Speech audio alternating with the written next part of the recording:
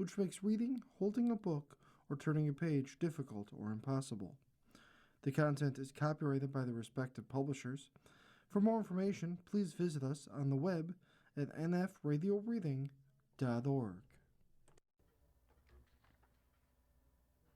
Welcome to Around Our Area, a weekly look at community newspapers from around Western New York. Your reader for this hour is Patricia. Starting with the Amherst Bee for July 2nd. From the front page, Coyle Lenz to run for Erie County Legislature, District 5. Christina Coyle Lenz has announced her candidacy for the Erie County Legislature District 5 seat, currently held by Jean Vino, launching a campaign centered on affordability, public safety, government accountability, and quality of life issues. District 5 includes much of Amherst and portions of Cheektowaga. Running under the theme Leadership That Listens, Coyle Lenz said she plans to focus on restoring trust in government, protecting taxpayers, and addressing issues affecting local residents. Residents are tired of divisive politics, said Coyle Lenz. People deserve a government that focuses on real issues and delivers results. I'm running to be the kind of leader who listens to residents, not political agendas. Coyle Lenz said her background includes work in business, higher education, organizational consulting, and leadership development. She currently works as a professor teaching leadership and business-related courses and has experience in organizational development, consulting, assisting organizations with growth strategies, and change management.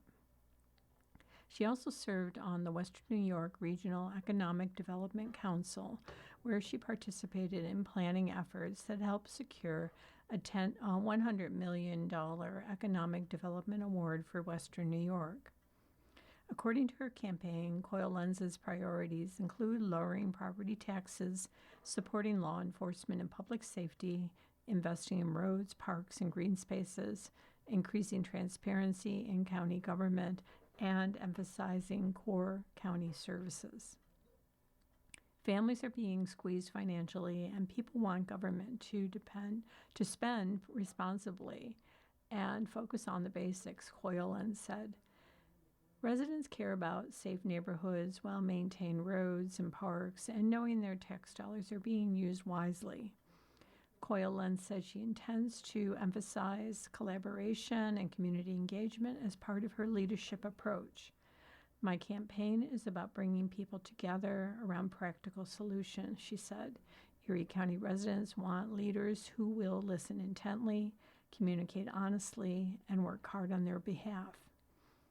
Coyle Lenz earned an MBA from the University at Buffalo School of Management and a master's degree in creative studies from SUNY Buffalo State University.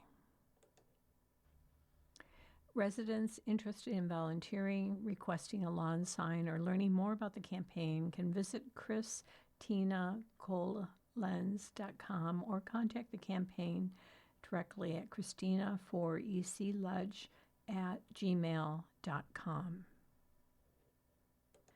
Continuing with the Amherst Bee for July 2nd, the Bee Heard column, where you can call 716-632-0390 and express your opinion. The first entry, I was wondering if they could use the proper terminology. Instead of $6.25 million in state funding and grants, we could use the terminology of taxpayers' funding. Next item. I wonder if it's time for somebody who's in charge to take a look at the public school system and explain to us why these students, the elementary specifically, are in school 180 days when for the last week and a half they truly have done next to nothing except clean up the school, go on field trips, and play outside. Half a day of school in Williamsville District is 2 hours in an elementary school. They get state aid. This is all about money. They're getting state aid for students to play outside for 2 hours. Maybe it's time for someone to take a look at this. The next item. It's bad enough that the town of Amherst charges taxpaying residents $150 to rent a shelter. It's even worse when they don't even cut the grass around the shelter. Terrible. The next item. The driving in Amherst is very dangerous. My daughter and I were driving on North Forest, and a man was following closely to the car in front of him and started to pass, heading directly at us. It is amazing that we did not get hit head-on. There needs to be more police control over these reckless drivers. Next item. I love how the various gardens are celebrating the 250th USA anniversary with red, white, and blue themes. Have you seen the wonderful patriotic alliums painted at the 1812 garden at the corner of Main and Evans? I hope to see more creative patriotic themes in the village and in Amherst. Who knows, even the bee might like a photo to reveal these sights. Next item, Amherst veteran and candidate for State Assembly Terry McGuire must be going through an identity crisis. He's running as a Republican for State Assembly, but has a Democrat sign for John Rivera on his front lawn. I don't think Mr. McGuire knows what party he is running with or running for. He is talking out of both sides of his mouth, running as a Republican with a Democrat sign on his front lawn. You can't make this nuts things up. Next item, I'm an avid biker, and many times as I approach a bike path on North Forest, I question why there are no crosswalks or bike lanes to the entrance to the bike path. It's a nice parking lot if you want to drive there, but those trying to approach on bike or to cross, it's very unsafe. I'm just wondering why our Amherst planning people haven't done a better job at that entrance. Next item. This is in response to the person complaining about Pride Month in the June 18th issue of the Bee. November is nationally recognized as National Veterans and Military Families Month. Just because you're not aware of it, it doesn't mean it doesn't exist. Pride Month is important to LGBTQ members of the Williamsville community, are still being persecuted for those that they love. Next item. This is in response to the 75-year-old people on Social Security about school taxes in the Amherst-Williamsville area. I agree with you 1,000%. My taxes are higher than my property taxes now. Did you know that Williamsville has heated parking lots now? Did you know that the ex-superintendent retired at 55 years old and we're paying for his pension? I agree with you 1,000%. Williamsville and Amherst need to be audited by an outside company because there is some shenanigans going on and it's costing you, me, and everyone else dearly. Next item. I recently met Christina Coyle Lenz, a candidate for Erie County Legislature. What an energetic, positive person. How refreshing to meet a politician who doesn't just criticize and tear things down. Most importantly, I could tell she was really interested in what I had to say. She listens. The election is months away, and I'm not even sure who our current legislator is, but I think Coyle Lenz deserves consideration. If she comes to your door, I encourage you to speak with her. I'm glad I did. And the final item. I do live on Huxley Drive, and we were given notice that we will have to replace our sidewalks. I don't have a problem with that. What bothers me is that there is a commercial vehicle that parks overnight and is breaking the law that the Amherst zoning ordinance clearly states is a violation. Continuing with the Amherst Bee for July 2nd, from the letters to the editor, Supervisor Lavin doubles down on Senior Center card game ban. At the June 22nd Town Board meeting, a resident called the Buffalo News article about the town's crackdown on low-stakes card games at the Senior Center an embarrassment to Amherst. Rather than addressing those concerns, Supervisor Sean Levin defended the policy, saying he reviewed Article 225 of the New York Penal Code law and believes it applies to seniors playing cards. That interpretation appears inconsistent with the law's purpose. Article 225 was enacted to combat organized commercial gambling operations, not casual penny ante card games among retirees. The law generally targets gambling enterprises where someone profits from operating the activity, not recreational games between consenting adults. Former New York Lottery General Counsel Bob McLaughlin, a recognized gaming expert, told the Buffalo News that he does not believe Article 225 was ever intended to criminalize this type of social recreation. He noted it is highly unlikely that law enforcement would ever treat seniors playing pinochle at a community center as a criminal gambling operation. New York courts and enforcement practices have long distinguished organized gambling from informal social games. Factors such as minimal stakes, no house cut, no organizer profit, and a recreational purpose have traditionally separated harmless social play from illegal gambling enterprises. Similar games are routinely played at senior centers, private homes, and community organizations throughout the state. If Supervisor Lavin's legal analysis differs so dramatically from that of an experienced gaming authority, residents deserve a clear explanation. Continuing to insist that Article 225 requires banning nickel and dime card games only weakens the town's credibility and suggests this is a policy choice rather than a legal necessity. The town board should acknowledge its mistake, reverse the change to the senior center's rules of conduct. Signed, Bill Blake, Fairlawn Drive, Amherst. You are listening to Around Our Area on the Niagara Frontier Radio Reading Service. The time is 2:10. Turning to the Clarence Bee for July 2nd. From the front page, Clarence Doctor climbs Mount Everest a week after running the Boston Marathon. For Dr. David Montesanti, running the Boston Marathon had been a dream since he started running in middle school. But running the Boston Marathon a week before climbing Mount Everest was something he never could have imagined. On April 20th, Montesanti ran the Boston Marathon while wearing a Rasmus Dalen jersey. Less than a week later, he was flying halfway across the world to climb the world's tallest mountain, Mount Everest. It wasn't planned that Montesanti would climb Everest a week after running the marathon, but rather a mere coincidence. A few years before his Everest climb, he climbed Kartens Pyramid in Indonesia with a core group of people. They enjoyed the climb so much they decided to try to summit Everest together. They chose late April and early May because the high altitude winds on Everest temporarily subside during those months. What Montesanti didn't expect was that he would qualify for the Boston Marathon the same year they decided to climb Everest.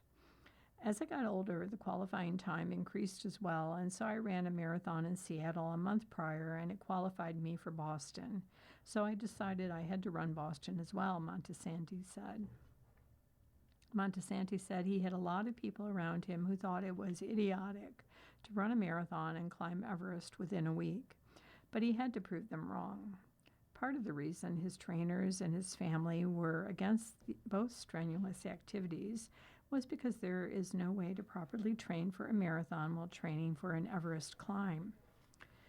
While training for Everest, I spent the last 8 weeks leading up to the climb sleeping in a hypoxic tent that pulls oxygen from the tent to mimic the high altitude of Everest. Beyond the tent, I spent a year hiking and working out on the Stairmaster at high altitudes with a heavy weight on my back. So it was kind of tough to think about training for a marathon in addition to all that, Montesanti said.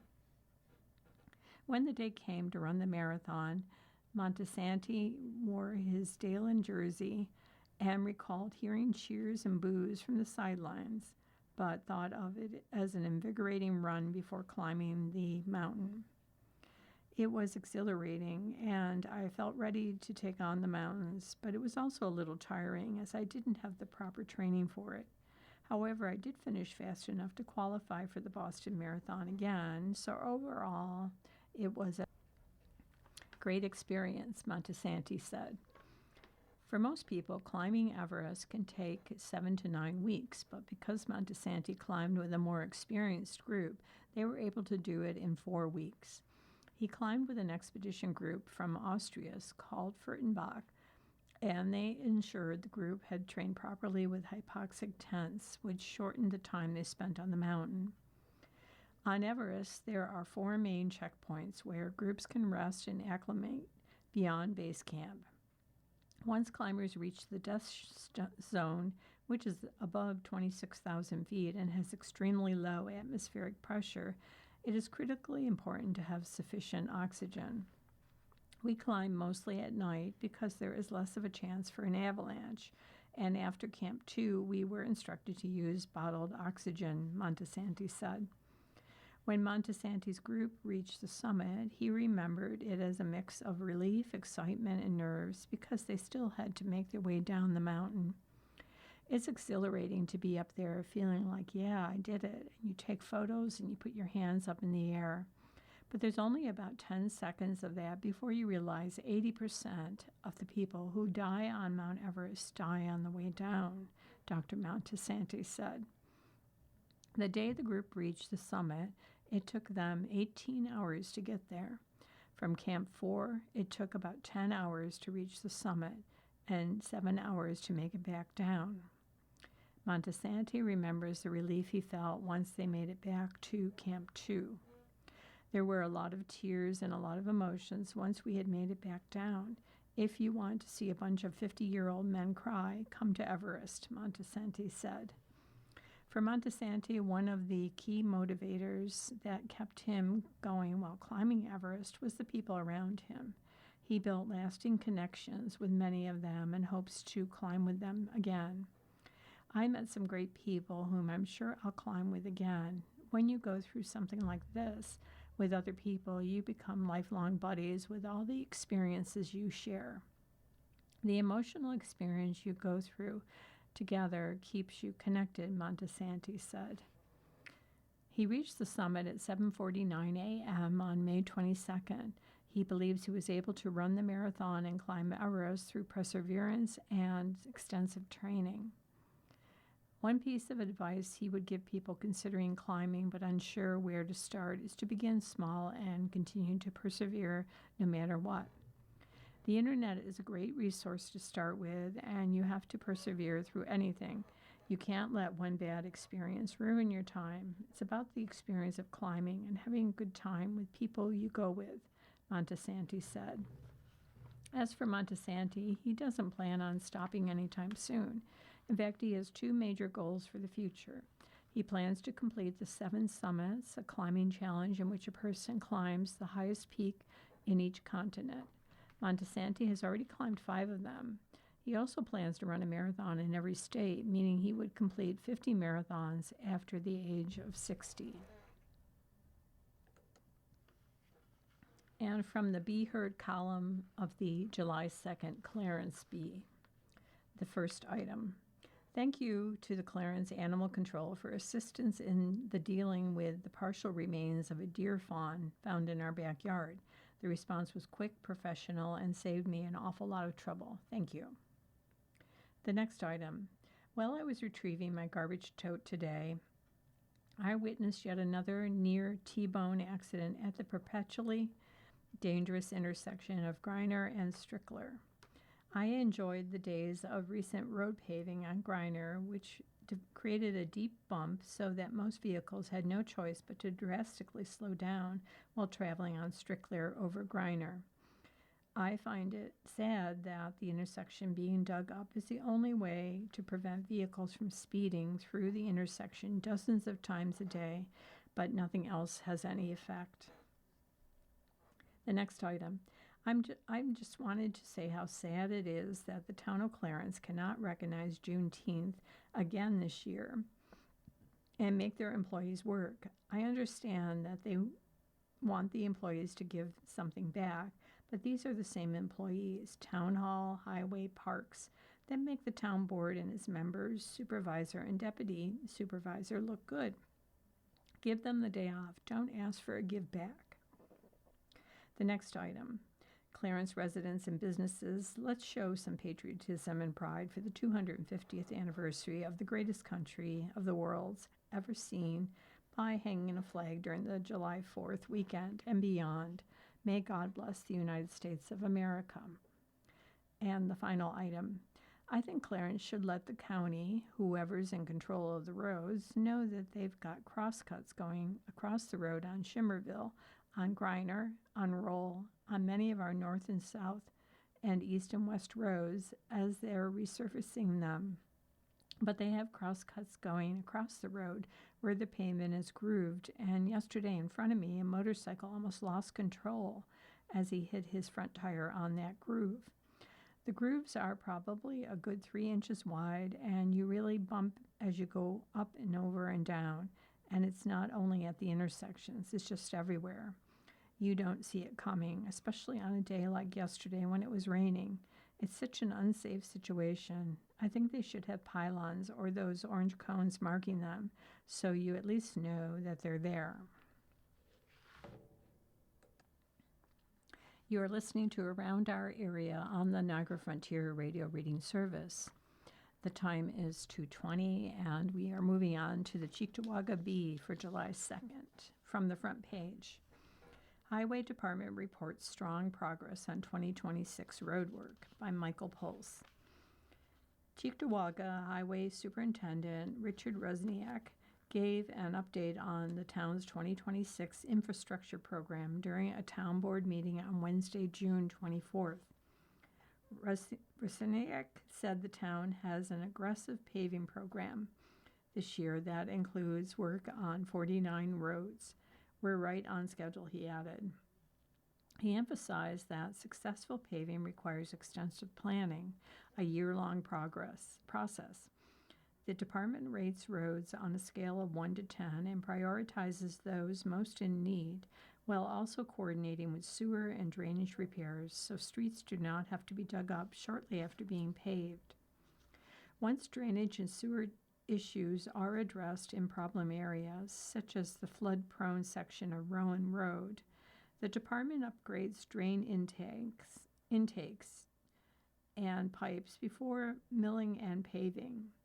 Resniak noted that residents can help by not blowing grass clippings into street drains.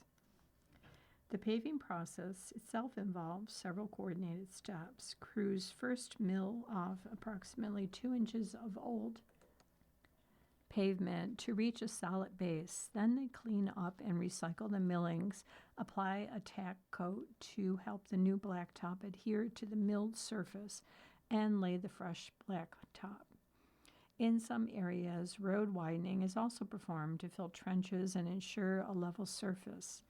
The department's own crew handles the paving. They're an awesome crew, said Rusiniak. You can tell they're proud of what they do. As of the meeting, the town has completed 17 roads. Rusiniak said the department received more state CHIPS funding than expected this year.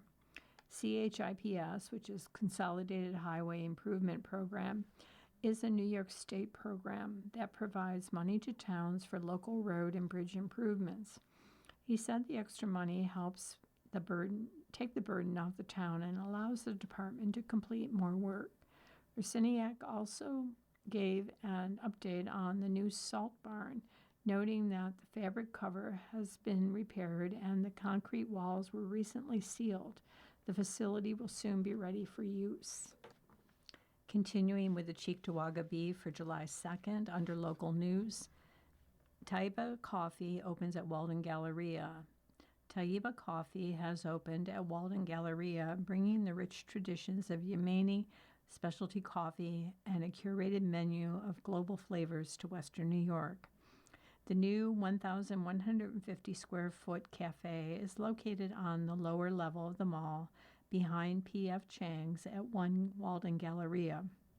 It offers an authentic premium cafe experience with unique indoor patio seating, standalone artisanal furniture, and plush soft-seated booths, all custom imported directly from the Middle East. The beverage menu blends time-honored traditions with modern cafe favorites. Guests can enjoy authentic Yemeni coffee served in a traditional dela or classic preparations such as Adani chai and mufawar. Espresso lovers can choose from a full espresso bar offering cappuccinos, lattes, and signature flavors, including pistachio, mocha, caramel, Spanish, and Biscoff. A dedicated matcha bar features options like strawberry, mango, banana, Nutella, Biscoff, while icy refreshers such as mango, dragon fruit, strawberry, and hibiscus provide cool relief. The cafe also features a selection of specialty foods and artisanal desserts. Traditional pastries such as sabaya and honeycomb are offered alongside a variety of croissants, including chocolate, chocolate pretzel, cheese, multigrain, blueberry, and plain. Dessert options include creative twists on tiramisu, classic, mango, pistachio, and Biscoff, milk cakes, basbosa, and a premium gelato counter featuring flavors such as pistachio, coffee chip, peanut butter, cookies and cream, mango, and blackberry. We are incredibly excited to welcome Taiba Coffee to Walden Galleria's diverse lineup of dining and retail options, said Joel Caddy, General Manager of Walden Galleria. Taiba Coffee provides our guests with a truly authentic, high-quality specialty coffee experience that you cannot find anywhere else in the region. The stunning craftsmanship of their imported interior, paired with their exceptional menu offerings, makes them a fantastic addition to the shopping center. Taiba Coffee is now open during regular mall hours. For more information, visit www.waldengalleria.com. Continuing with local news, the third annual Shakir Family Pet Adoption Event set for August 29th. The third annual Shakir Family Pet Adoption Event will take place Saturday, August 29th, 2026 at the stables at Knox Farm State Park, moving to a larger venue to accommodate more rescue organizations, vendors, and community activities. Hosted by Khalil Shakir and the Shakir Family Foundation, the event was inspired by the family's rescue dog, Missy, adopted from Nickel City Canine Rescue. Proceeds will benefit the Shakir Family Foundation and participating rescue organizations. The event will feature adoptable pets, vendor shopping, family-friendly activities, photo opportunities, entertainment, and special guest appearances, with additional details expected to be announced in the coming weeks. This year's event also will mark the launch of 10 Yards to Home, a new community campaign that turns donations, services, and volunteer efforts into yards gained to help move rescue animals closer to adoption. The initiative is powered by Celino Plumbing, HVAC and Electrical, and other local partners. Individuals interested in participating in the 10 Yards to Home campaign as vendors, sponsors, or rescue organizations may contact Felicia Gracia at Bruckmane, BRUCKMANE, media.com. Continuing with the Cheektowaga Bee for July 2nd, Western New York reminds community of poison ivy's native plant status.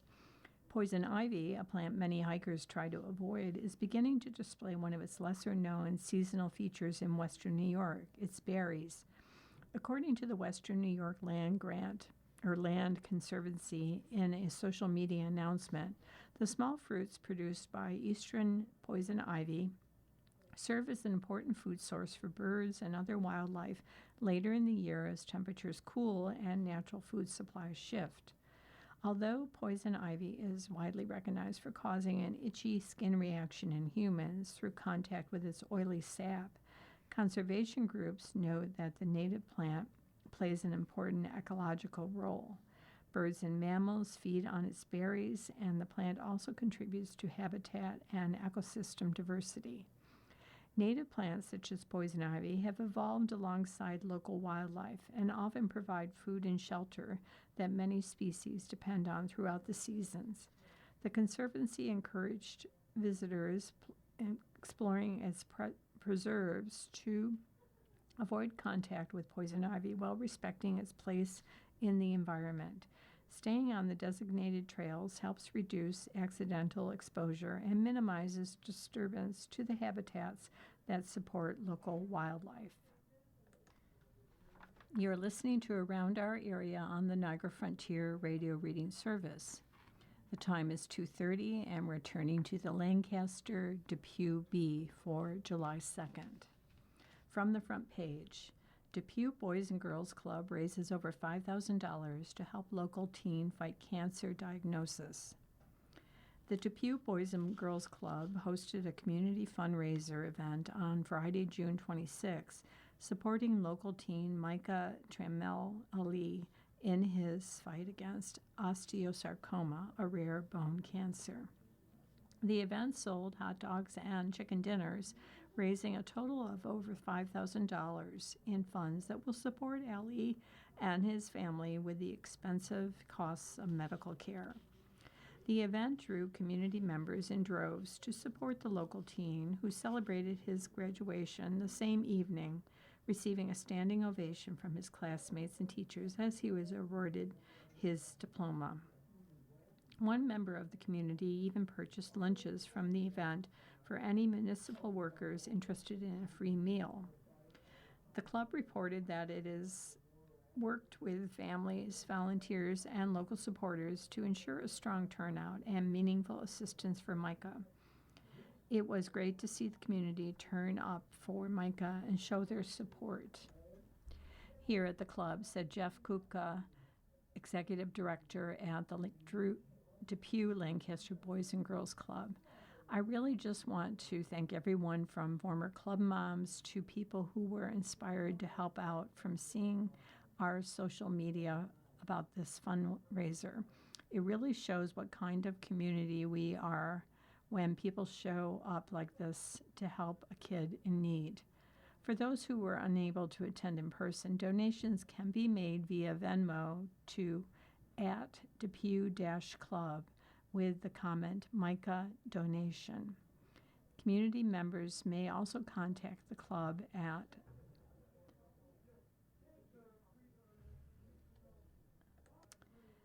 and a note to listeners, the phone number for the club is 716-480-2766.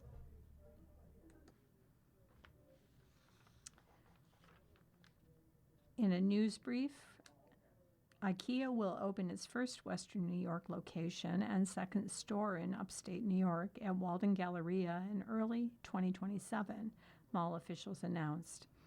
Additional information and project updates will be available through Walden Galleria's website and social media channels.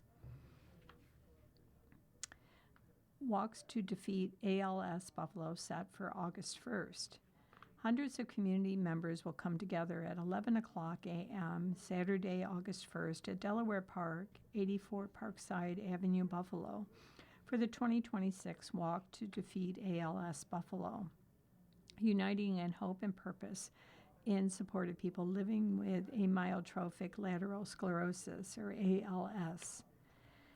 Every 90 minutes, someone is diagnosed with ALS, a progressive neurodegenerative disease that affects nerve cells in the brain and spinal cord and robs people of the ability to walk, talk, and eventually breathe. Through an extensive nationwide network, the ALS Association is on the ground in all 50 states, providing support for people living with ALS and their loved ones by ensuring they have access to critical care programs and services. The Walk to Defeat ALS is the nation's largest ALS fundraising campaign, driving progress in ALS research and care and advocacy. It is more than a fundraiser, it's a celebration of the strength and resiliency of ALS communities. Through Walk to Defeat ALS fundraising efforts, the ALS Association has helped fund the development of a new ALS treatments, supported the discovery of new ALS genes, created global research collaborations, and significantly expanded access to ALS care. The 2026 Walk to Defeat ALS Buffalo is supported by dedicated national sponsors, including No Motion Foundation and Tanabe Pharma America Incorporated. Their commitment fuels the mission to make ALS a livable disease and ultimately to cure it. Funds raised through the walk provide help and hope for those living with ALS by supporting patient care, advocacy, and cutting-edge research to find treatments and a cure for this debilitating, always fatal disease. ALS, often referred to as Lou Gehrig's disease, is a progressive motor neuron disease that gradually robs people of the ability to walk, talk, swallow, and eventually breathe. Participants are encouraged to fundraise in advance to advance the fight against ALS. Registered participants who raise $100 or more will receive a commemorative T-shirt. To learn more, to register or donate, visit www.als.org/walkbuffalo. Another item in the Lancaster Depew Bee for July 2nd. Lancaster Wine Walk to take place in September. The Lancaster Depew Alma Chamber of Commerce will host its 12th annual Wine Walk on Saturday, September 12th from 4 to 8 p.m. in the Village of Lancaster's Central Business District along West Main Street and Central Avenue. The event will feature more than 25 tasting sites, opportunities to shop with local merchants, and live music. Tickets are $35 in advance or $40 on the day of the event and include a wine tasting glass and tastings at each participating location. Guests will be able to stroll through the village, sample a variety of wines, and explore local shops and businesses. Live music will be provided by Gimme Buffet from 7:30 to 9:30 p.m., adding to the festive atmosphere in the heart of the village. Attendees must be of legal drinking age to participate in wine tastings. Tickets can be purchased online at www.westernnewyorkwynechamber.com/annual-wine-walk. For information on sponsorship opportunities or event questions, visit the Chamber website or email info@wnychamber.com. Continuing with the Lancaster Depew Bee for July 2nd, under the Bee Herd column. Some advice for the village trustees for July 4th. Please give us some more shade. Please give us more places to sit down and eat. And third, please turn off those bells from the Opera House. We've got live music all weekend. We don't need the interference. Regarding the term limit article in the June 18th paper, the question, how are we going to reach out to approximately 33,000 voters and let them know what the repercussions are? One way to do it is to set up a series of dates and times for public meetings and make sure that you send everyone in Lancaster a notification about it. You can mail out a separate mailing. You can add a separate informational piece to the county and school tax bills. That'll make sure that a lot of people receive it, and you can go from there, but you'll reach a lot more people that way. But don't say that we just don't know how to do this, so we're not going to be able to do it. I mean, that's just poor unprofessionalism.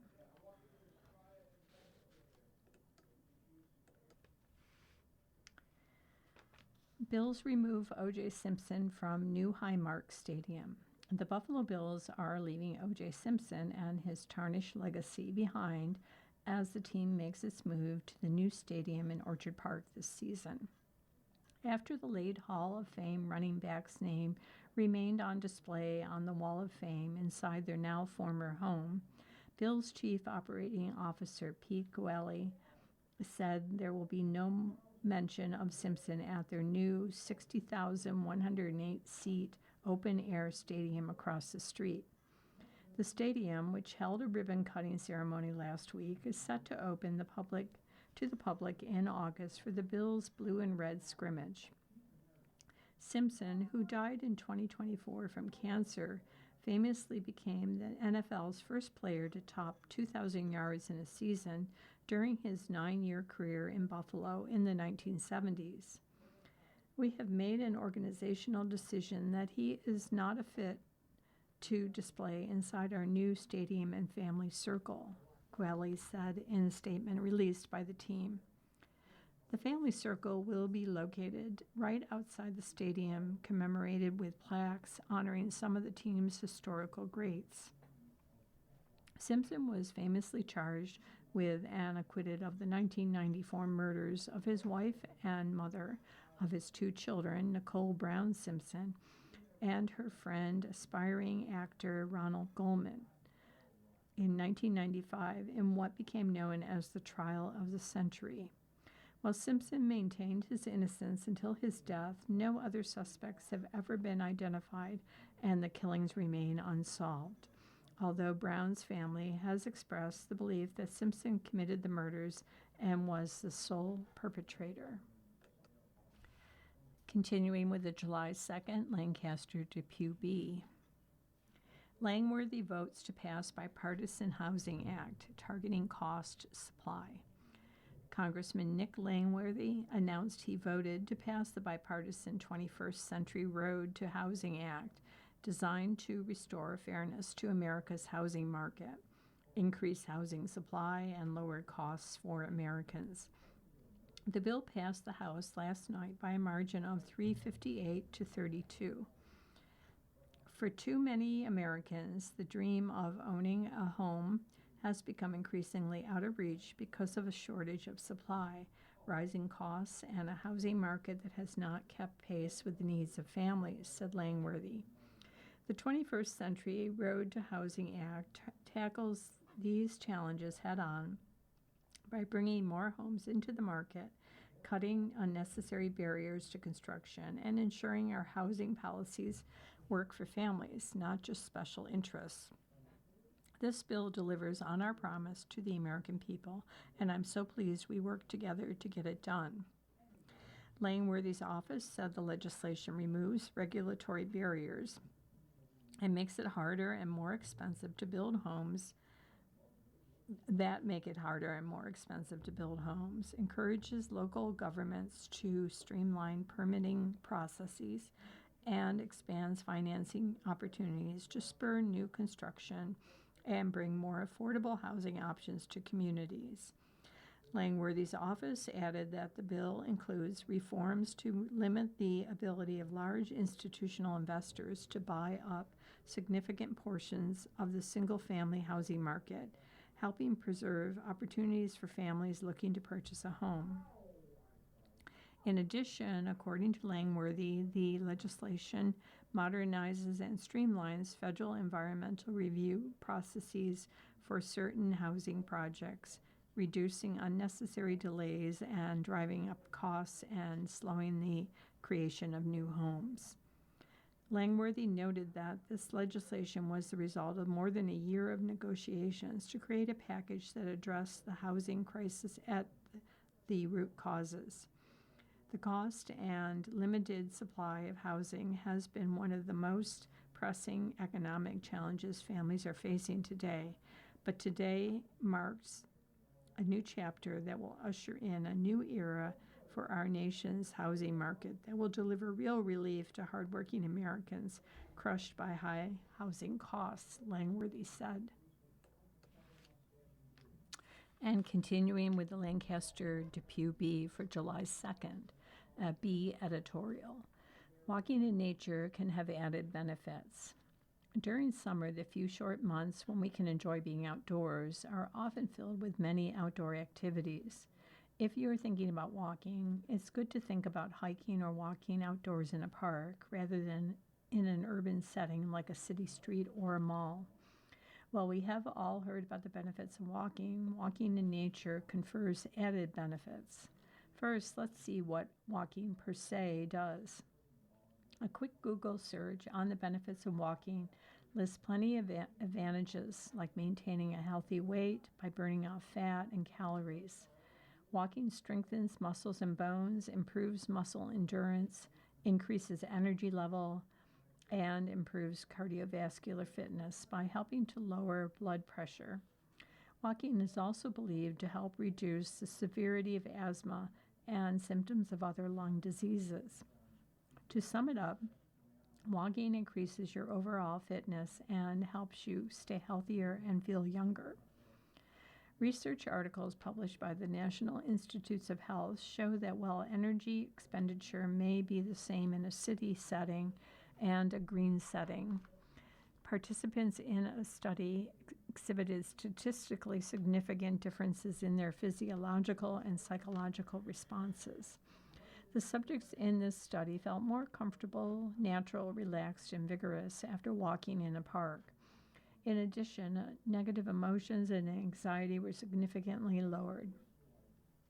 The study concluded that walking in a park can induce parasympathetic nerve activity, suppress sympathetic nerve activity, decrease heart rate, enhance mood, and reduce anxiety. A Stanford-led study found quantifiable evidence that walking in nature could lead to a lower risk of depression. The study revealed that neural activity in the region of the brain that is active during rumination, that is repetitive thought focused on negative emotions, decreased among participants who walked in nature versus those who walked in an urban environment. A form of therapy gaining traction is nature therapy, also called ecotherapy. It is the practice of being in nature with the goal of boosting growth and healing, especially mental health. Also similar to that concept is ecopsychology. Researchers have found that spending time in natural settings helps lower stress, anxiety, and depression, boosts positive mood, improves resilience and the immune response, increases life expectancy, decreases anger and blood pressure, eases computer fatigue, and enhances energy, concentration, and cognitive functioning.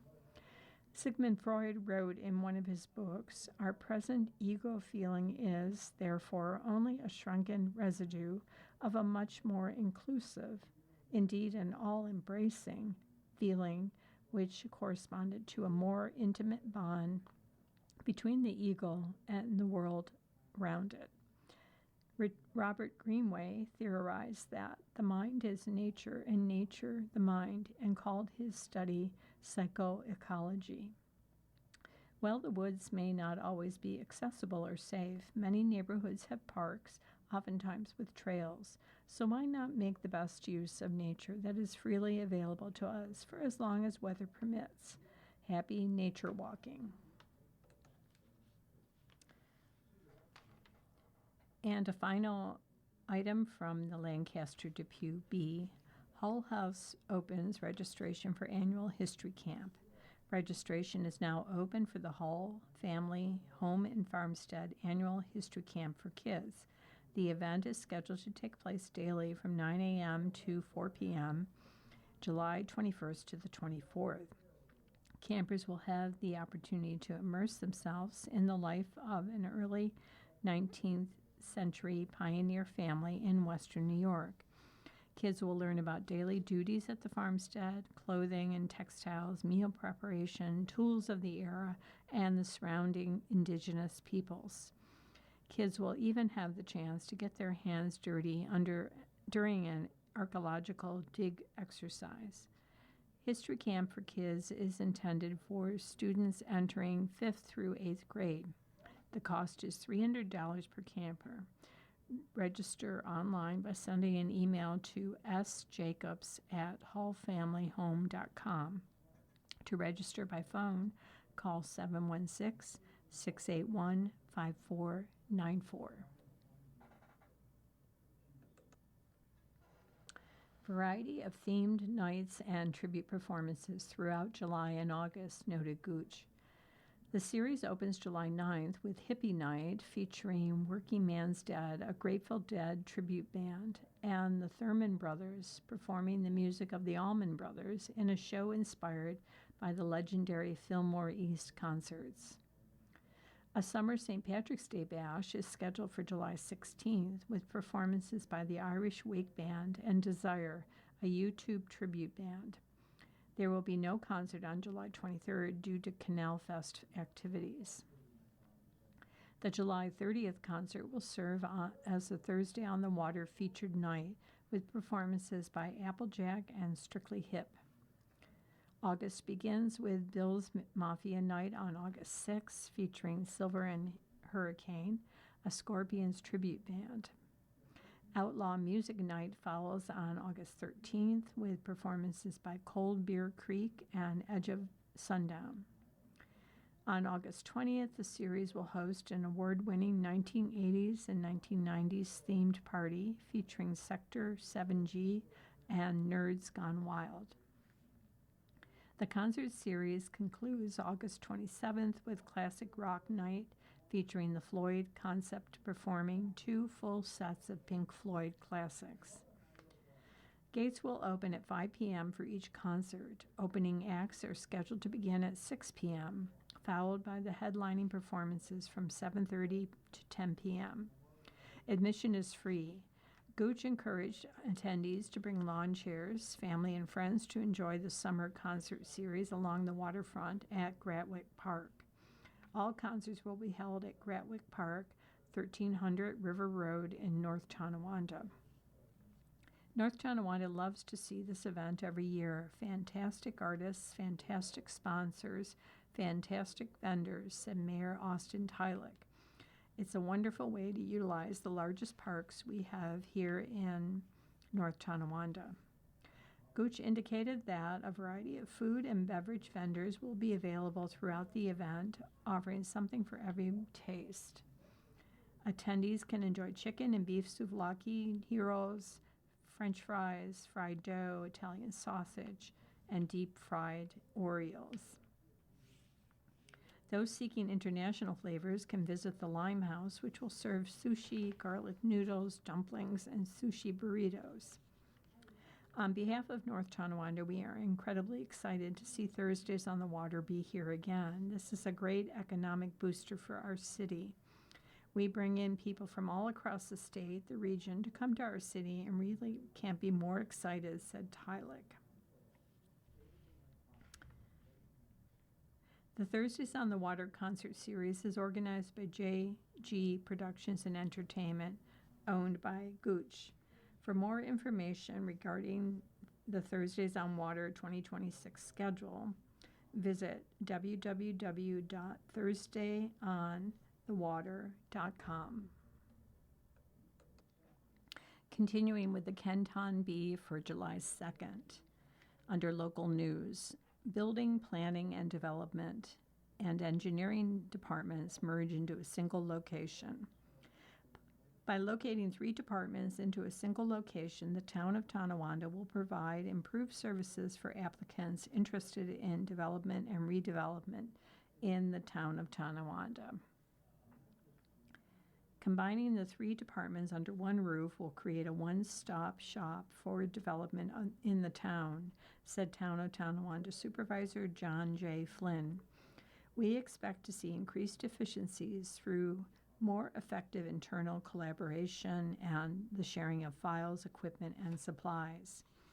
Planning and Development, Suite 100, Engineering, Suite 200, and Building, Suite 210, will be operating out of 2005 Sheridan Drive near Colvin Boulevard, in what is now known as the Town of Tonawanda Development Services Building since June 17th.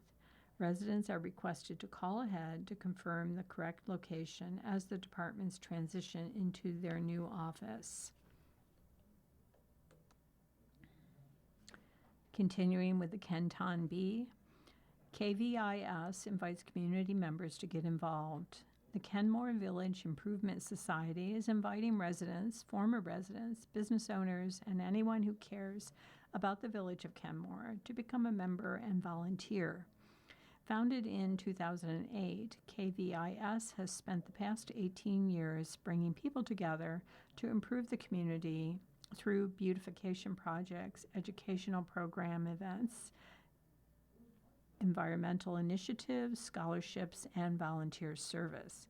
Today, the organization has grown to include well over 1,000 members from Kenmore, throughout the Western New York area and beyond. Membership in KVIS is free and open to all. There are no dues, fees, or minimum volunteer requirements. Members are encouraged to participate in ways that match their interests, skills, and availability. Volunteer opportunities range from helping at community events and beautification projects to serving on committees, supporting outreach initiatives, assisting with environmental programs, and contributing professional skills. Students seeking volunteer hours and individuals interested in nonprofit internships are also encouraged to get involved.